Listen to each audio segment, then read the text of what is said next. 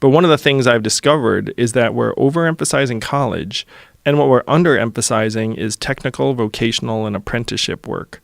Because a lot of that work, believe it or not, it's actually really hard to automate. Like, we're not going to automate an air conditioning repair person or a plumber anytime soon. And for sure, craftsmen, people who build things. And it's good for your mental health and a bunch of other things. So right now, only 6% of American high school students are in technical or vocational training.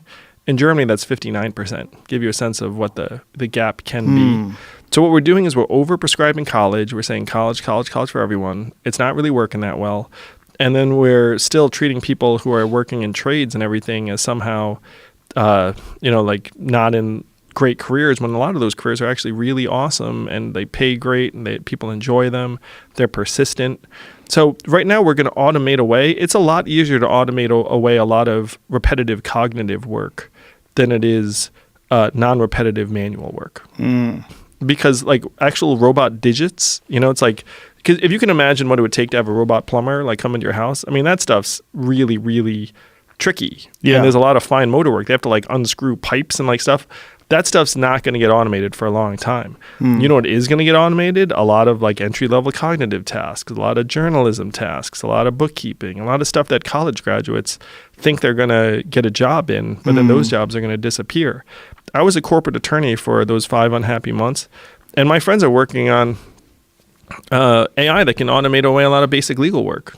So these college grads are like, oh, snap, don't know what to do, man. I'll go to law school, then like load up with another $120K in debt, and then like the legal jobs are not going to be there for them. It's often the problem of the parents giving them pressure to go into college as well because they don't want the kid to become a loser. And if the kid, like where I grew up in Boston, if you went into the trades, if you abandoned like the idea of higher learning and going to college and just went right into like learning to be a carpenter or something like that, people would look at you like, oh, you sold yourself short.